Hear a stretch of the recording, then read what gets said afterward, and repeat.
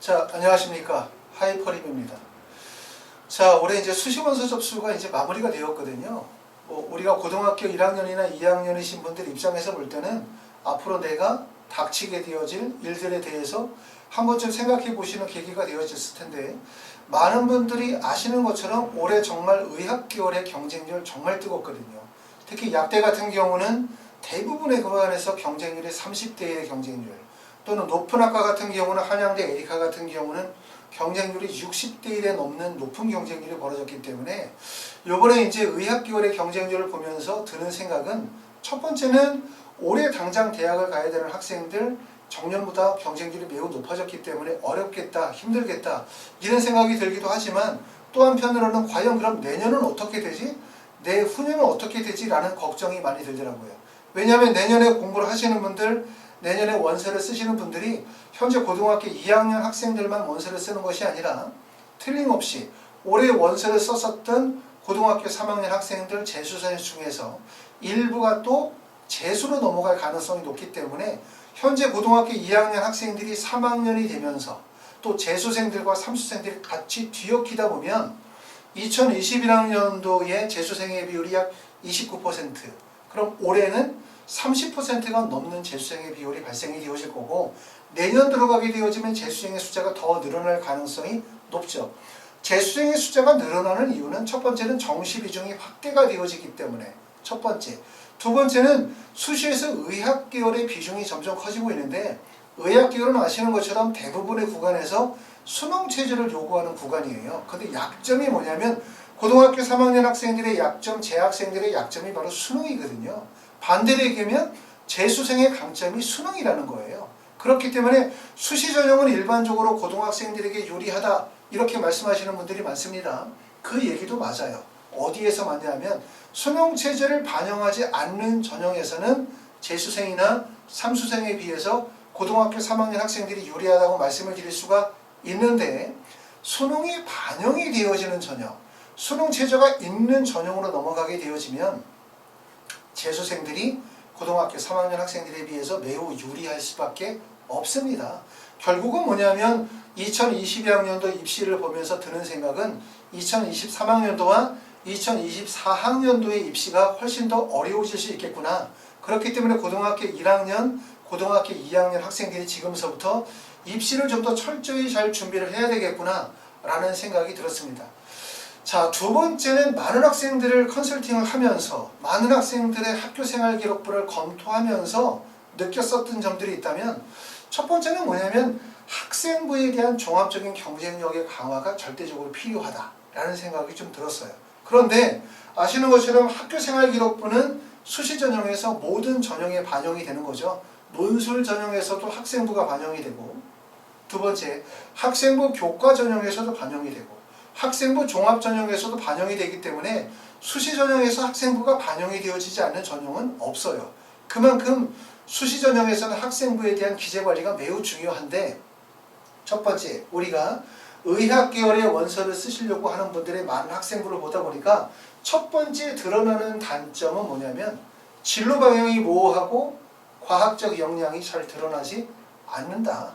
결국은 뭐냐면 내가 의대를 가겠다라고 한다면 학교생활 기록부가 의대의 적합성을 갖춰야 되거든요. 근데 가끔 고등학교 1학년 때는 의대를 가겠다고 마음을 가지고 있겠지만 동아리 설정이 잘못되어져 있거나, 그렇죠, 동아리 설정이 잘못되어져 있거나, 아니면 고등학교 1학년 때 활동이 의학과 관련이 되어진 활동이 아니라 다른 진로 방향을 갖추는 경우들도 많아요. 물론 우리가 고등학교 때 꼭 의대를 가겠다고 해서 생명과학 동아리를 해야 되고, 의대를 가겠다고 해서 꼭 생명과학과 관련이 되어진 교과목과 그와 관련된 활동만을 해야 되는 것은 아니다. 하지만 학생이 근본적으로 교과 성적의 우수성뿐만 아니라 전반적인 학업의 우수성을 다 바탕으로 삼고 있다면 다양성을 갖추는 것도 도움이 될 수 있고 학업의 우수성을 보여줄 수 있어요. 하지만 절대적인 학력 지표가 높지 않거나 또는 다른 학생들과 경쟁력에서 우위가 있지 않은 상태에서 동아리 활동이라든가 자율이나 진로 활동에서 진로 적합성이 떨어지거나 과학적 역량이 떨어지게 되어지면 결국 학생부 종합전형에서 불리해질 수밖에 없고, 학생부 교과 전형에서도 면접이 있는 전형에서는 다소 불리해질 수밖에 없기 때문에 드는 생각은 뭐냐면 고등학교 1학년, 2학년 때부터 뚜렷한 진로 방향성을 갖추는 것, 두 번째는 과학적 역량을 키워나가는 게 되게 중요하겠다라는 생각이 들고요. 진로 방향을 갖는 것은 당연히 뭐와 연결성이 있냐면 고등학교 1학년 때, 고등학교 2학년 때 모의고사 성적과 관계가 있고 내신 성적과 관계가 있겠죠. 내가 원하는 대로 내신 성적이 꾸준하게 유지가 되어지고 또 모의고사 성적이 꾸준하게 유지가 되어진다면 내 목표에 맞게끔 진로 방향을 설정해 나가면 되겠지만 어떤 경우들은 1학년 때는 내신 성적이 매우 좋았다가 2학년 가면서 성적이 하락하는 경우도 있고 또 반대로 1학년 때는 성적이 안 좋았지만 2학년, 3학년 올라가면서 성적이 매우 급상승하는 경우들도 있어요. 이런 경우들이 특히 진로 방향성이 모호하거나 뚜렷하게 드러나지 않고 우왕좌왕하는 모습들을 보여주는 경우들이 많이 있었던 것 같습니다. 두 번째는 잘못된 입시에 대한 이해를 갖는 분들이 좀 계신 것 같아요. 학생부 교과 100%, 교과 전형은 학생부 교과이기 때문에 비교과가 필요 없다 이렇게 생각하시는 분들이 계시더라고요. 일부 상담을 하다 보면 나는 학생부 교과 전형으로 대학을 가려고 했기 때문에 학생부 비교과는 아예 신경을 쓰지 않았습니다 라고 말씀하시는 분들이 계시는데 이거는 좀 잘못된 것 같아요. 왜 그러냐면 첫 번째는 학생부 교과를 가기 위해서 비교과 관리를 안 했다 라고 한다면 내가 만약에 6개의 원서를 쓰게 되어진다면 6개를 학생부 교과 전형으로만 6개 학과를 과연 쓸 수 있을까? 라고 생각하면 그렇지 않거든요. 내가 예를 들어서 내신 성적이 1.0이나 1.1을 찍는다 라고 하더라도 교과 성적이 매우 우수하죠. 1.00이나 1.1을 찍으면 하더라도 대부분의 교과 전형의 원서를 쓰지만 결과적으로는 뭐냐면 대학을 조금 더 높여나가기 위한 목적이거나 아니면 경쟁의 구간을 피하기 위해서라도 학생부 종합전형으로 원서를 써야 되는 경우들 또 더군다나 의학계열 같은 경우는 수능 최저학력 기준이 있다 보니까 학생부 교과 전형에 비해서 종합전형의 수능 최저가 다소 좀 낮거든요. 그렇기 때문에 학생부 교과와 종합전형을 교차해서 원서를 쓰는 경우들이 많다는 거예요. 그러니까 결국은 뭐냐면 나는 학생부 교과이기 때문에 비교과 필요 없다 이런 말 사실 논리에 맞지 않는다. 왜? 교과로만 100%를 원서를 쓰기가 매우 어렵다. 내신의 성적이 좋으면 수능이 불안할 수 있고 내신 성적이 좋아서 원서를 쓰면 대부분 지방의 공립대밖에 원서를 못 써요. 교과 전형으로는. 그렇기 때문에 서울 수도권의 상위권 대학을 가려면 종합으로 넘어가셔야 되는 경우들이고 또 내신이 안 좋으면 또 학종으로 가야 내신 폭이 벌어지기 때문에 학생부 교과와 종합을 교차했을 가능성이 높다. 이렇게 보실 수가 있고 또 하나는 학생부 교과 100%라고 하면 마치 교과가 점수로 반영이 되어진다라고 생각하시는 분들이 계시는 것 같아요. 그런데 각 대학의 모집 요강을 가만히 들여다보면 모집 요강 뒤편에 뭐가 나오냐면 학교생활기록부에 대한 반영 방법이 나오거든요. 그럼 모든 대학을 보면 학교생활기록부 내신 성적의 반영 방법에서 결국은 뭐냐면 구간별 점수를 반영한다는 점을 아실 수가 있어요. 1등급을 100점, 2등급을 95점, 3등급을 90점 이런 식으로 구간 점수를 반영하게 되거든요. 결국 구간 점수를 반영하게 되어지면 동점자가 발생이 되어질 가능성이 매우 높다는 거죠.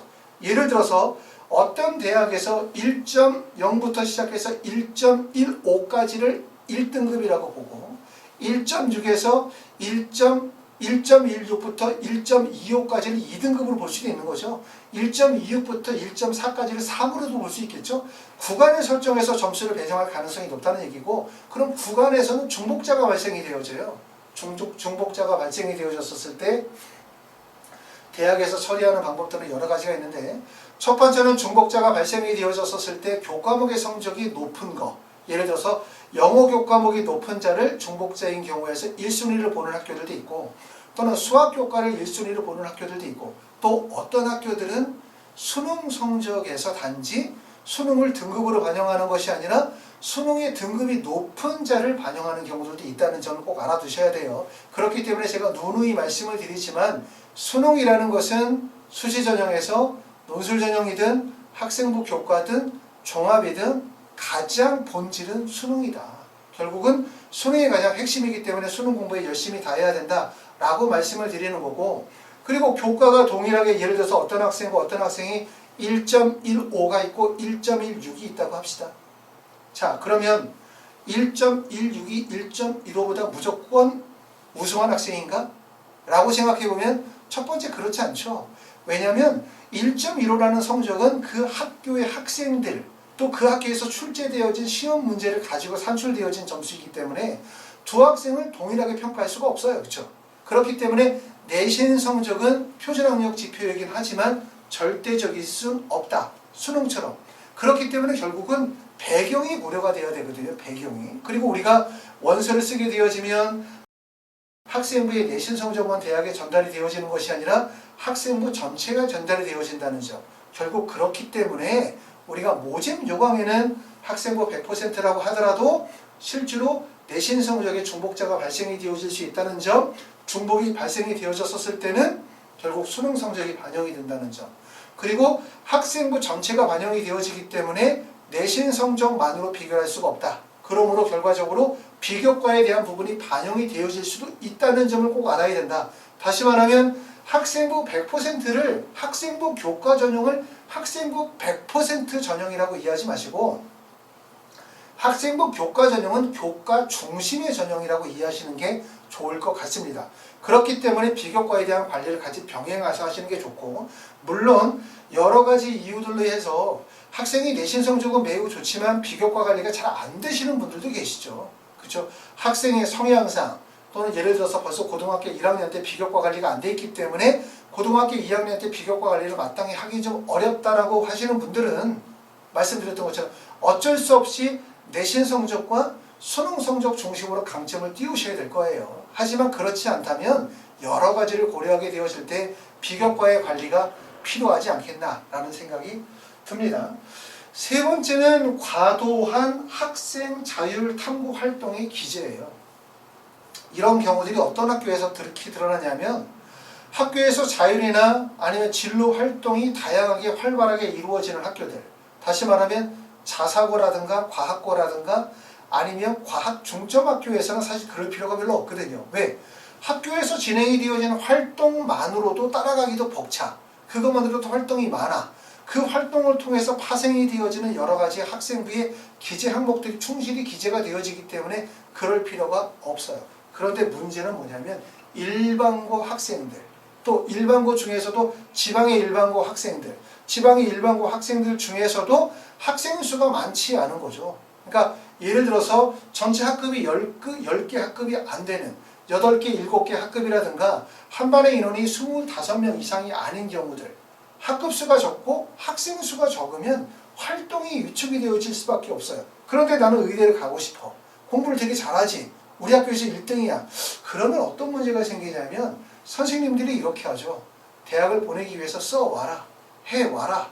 그러면 써줄게. 이러다 보니까 이런 출신 고등학교의 학생들의 학교생활 기록부를 보면 대부분이 학생 자율 탐구의 기초에서 글을 쓰고 있다는 거예요. 결국은 뭐냐면 본인이 관심을 갖고 책을 읽고 난 다음에 보고서를 써. 그 내용을 학생부에 그대로 기재가 되어지는데 이렇게 되면 어떤 문제가 생기냐면 바로 셀프 기재죠. 셀프 기재는 여러분도 아시는 것처럼 학생부의 공정성 강화 또는 학생부의 투명성 강화 이 일조로 해서 발생이 되어진 입시의 커다란 혼란 그게 바로 뭐냐면 정시를 확대하고 수시를 축소하게 되어진 계기가 바로 학생부에 대한 투명성과 공정성에 대한 의문이 들었기 때문에 그러는 거거든요. 그렇기 때문에 제가 생각할 때는 학교생활기록부를 잘 쓰는 것도 중요하지만 학교생활기록부를 얼마나 신뢰할 수 있게 작성하느냐 또는 관찰자 입장에서 선생님의 입장에서 작성하느냐에 대한 부분이 매우 중요한데 마치 학생들이 생각할 때는 뭐라고 생각하냐면 많은 내용들이 영양 있게 학생부에 기재가 되어지면 되게 좋다라고 생각하시는 경우들이 있는 것 같아요. 그런데 이런 활동들이 뭐와 연결성을 맺어야 되면 학교의 여러 가지 프로그램 있죠. 그렇죠? 어떤 학교의 내용을 보면 그 학교의 동아리 활동이라든가 그 학교의 특징들이 있거든요. 또 그 학교에서 감당할 수 있는 정도의 과학적, 의학적 역량과 수준이 있는데 이 내용들이 너무나 지나치게 어떤 한 부분에 편중이 되어져 있거나 지나치게 심화되어서 작성이 되어지다 보면 어떤 느낌을 갖게 되어지냐면 학생이 활동한 내용들을 그대로 학교생활기록부에 적어줬구나 라는 생각을 갖게 되어져요. 그렇게 되면 결국은 무슨 문제가 생기냐면 학생부에 대한 신뢰성이 떨어지고, 학생부의 신뢰성이 떨어지게 되어지면 학생이 가지고 있는 전체적인 학업 역량에 대한 신뢰도가 낮아질 수밖에 없다라고 생각이 되어집니다. 그렇기 때문에 특히 아까 말씀드렸던 것처럼 지방의 일반계 고등학교 학생들 중에서 의대를 가겠다고 생각하시는 분들, 또는 치대나 약대를 가겠다고 생각하시는 분들, 전교에서 1, 2, 3등 하시는 분들, 이런 분들은 학교에서 여건이 안 되다 보니까 본인의 활동을 통해서 채우려고 한단 말이에요. 그건 좋은데 문제는 뭐냐면 기술하는 방식에 있어서 그것이 마치 셀프 기재나 학생 자율 탐구를 통한 기술인 것처럼 적게 되어지면 교회 활동뿐만 아니라 학생의 자율 탐구 활동에 대한 부분들도 신뢰하기가 어렵다는 거죠. 그렇기 때문에 동일한 내용을 적는다 하더라도 어떻게 교과목의 학습 과정 또는 학교의 활동 내용에서, 그리고 객관적인 입장에서 기재가 되어질 수 있도록 작성할 필요성이 있다라는 생각이 들었습니다. 자, 그래서 이제 세 가지 내용을 압축적으로 말씀을 드리면 많은 학생들이 학생부를 보면서 느꼈었던 점, 첫 번째는 뭐야? 진로 방향성이 너무 모호하구나. 두 번째는 과학적 역량과 우수성이 잘 드러나지 않는다. 그 다음에 두 번째는 뭐냐면 입시에 대한 잘못된 이해로 해서 비교과에 대한 관리가 잘 이루어지지 못하는 부분들 참 아쉽구나. 그러다 보니까 원서 지원의 폭이 좁아지게 되어지고 경쟁력이 낮아지는 문제가 있더라 이거예요. 그 다음에 세 번째는 바로 뭐냐면 학생들이 나름대로 많은 노력을 했어. 정말로 누구보다 열심히 하고 누구보다 밤을 새워서 열심히 노력을 했는데 그 기재하는 방식이 학생 자율 탐구의 기초에서 기조를 하다 보니까 결국은 뭐냐면 셀프 기재라는 인식을 갖게 되어지고 학생부의 신뢰성이 떨어지는 문제가 있더라고요. 이런 부분들을 개선하는 게 좋겠다라는 생각이 들었습니다. 자, 아시는 것처럼 수시는 정시와 어떤 점이 다르냐? 정시는 3월, 4월, 6월, 9월, 10월 시험 못 봐도 수능 시험 잘 보면 되는 거예요. 반대로 앞에 시험 아무리 잘 봐도 뒤에 시험 망치면 끝나는 거죠. 그렇죠? 그런데 수시는 사실은 과정 중심의 입시라고 하는 거죠. 고등학교 1학년 과정이 끝나고 2학년 넘어가면 고등학교 1학년 과정은 되돌릴 수가 없습니다. 또 마찬가지로 우리가 고등학교 2학년이 끝나고 고등학교 3학년 넘어가면 2학년 과정을 되돌릴 수가 없어요. 그렇기 때문에 수시는 과정 중심의 입시이기 때문에 우리가 가능하면 고등학교 1학년 또는 가능하면 고등학교 1학년 들어가기 전, 늦어도 고등학교 2학년 때는 전반적인 입시 컨설팅을 통해서 현 시점에서의 문제점이 뭔지, 앞으로 어떻게 해야 될지, 이런 부분에 대해서 구체적으로 방향을 잡아나가면서 진로 방향을 잡고 개선점을 잡아나가는 것이 매우 중요하고, 현 시점에서 학생이 가지고 있는 학교생활기록부에 대한 경쟁력이 어느 정도 되는지를 객관적으로 판단하실 수가 있어요. 대부분의 부모님들이 다는 아니지만 막바지 수시 원서 접수하실 때쯤 돼서 컨설팅을 받고 학생이나 부모님이 다 멘붕에 빠지는 경우들이 되게 많죠. 원래 생각했었던 대학과 너무나 멀리 떨어져 있거나 학생이 가지고 있는 학생부가 너무나 많은 허점 투성이인 경우로 해서 놀라시는 경우들도 많은데, 그렇기 때문에 아까 말씀드렸었던 것처럼 고등학교 1학년, 고등학교 2학년 가장 좋은 것은 고등학교 들어가기 전에 진로 방향을 설정하시는 게 도움이 된다라고 말씀을 드릴 수가 있습니다. 자, 학교생활기록부는 아시는 것처럼 2023학년까지가 학생부 기재 항목의 축소기간이라고 볼 수 있고요. 2024학년 들어가게 되어지면 학생부가 조금 더 많이 축소가 되어지죠. 아시는 것처럼 우리가 이제 수상 경력 같은 경우도 기재가 금지가 되어지는데, 결국 이렇게 축소가 되어진다는 것은 학생부의 의미가 가치가 떨어진다, 이런 의미보다는 어떤 의미로 보냐면 학생부에 대한 신뢰도를 높여나가는 과정이라고 이해하실 수가 있을 것 같습니다. 자, 저희 하이퍼리뷰에서는 이제 고등학교 3학년 재수생들의 수시 컨설팅이 다 종료가 되어지고, 지금서부터는 어떤 과정이 진행되면 고등학교 1학년, 고등학교 2학년 학생들에 대한 입시 컨설팅을 진행을 하도록 할 겁니다. 자, 입시 컨설팅을 진행을 하게 되어지면 학교생활기록부, 학생이 가지고 있는 현재 모의고사 성적, 또 그 성적을 기반으로 해서 학생이 앞으로 어떻게 진로 방향을 잡아야 될지, 학생부에서는 어떤 문제점이 있는지, 어떻게 수정해야 할지, 또 학생이 목표하는 대학에서는 실제 어떤 부분이 부족한지, 이런 부분들에 대해서 체계적으로 말씀을 드리게 될 거고, 컨설팅은 두 가지 방법이 있는데, 첫 번째는 일회성 컨설팅을 진행하실 수가 있을 겁니다. 방문해서 진행하시거나 아니면 화상으로 상담을 통해서 진행하시게 될 거고, 두 번째는 의학계열의 연간 컨설팅을 진행을 하게 되어져요. 1년 과정의 컨설팅을 통해서 전반적인 입시에 대한 상담뿐만 아니라 학생부의 세부 항목에 대한 기재관리에 대한 조언, 그리고 거기에 대한 도움, 학교 활동에 대한 입시 컨설팅, 전반적인 내용들을 추구하게 될 거고, 이렇게 되어지면 결국은 우리가 과정에서 혹시라도 빠뜨릴 수 있는 부분들을 충분히 채워나갈 수 있다고 생각이 되어집니다. 자, 의학 계열의 입시 컨설팅이나 연구학 컨설팅에 대해서 설명을 좀 드렸고, 관심 있으신 분들은 연락 주시면 하이포립에서 좀 더 자세히 상담 드리도록 할 거고요. 요 모든 내용들을 떠나서 컨설팅을 받든 받지 않든 이 과정을 떠나서 꼭 한 번쯤 확인해 보셔야 되는 부분들은 뭐냐면, 수시는 과정 중심의 입시다. 지금 이 순간 체크하지 않으면 시간이 지나고 나면 지금 이 순간의 과정을 되돌릴 수 없다는 점을 꼭 알아두셔야 될 것 같고요. 선생님이 알아서 하겠지, 우리 애가 알아서 하겠지라고 생각하시는 것보다는 부모님이 직접 챙겨보시면 좋을 것 같습니다. 감사합니다.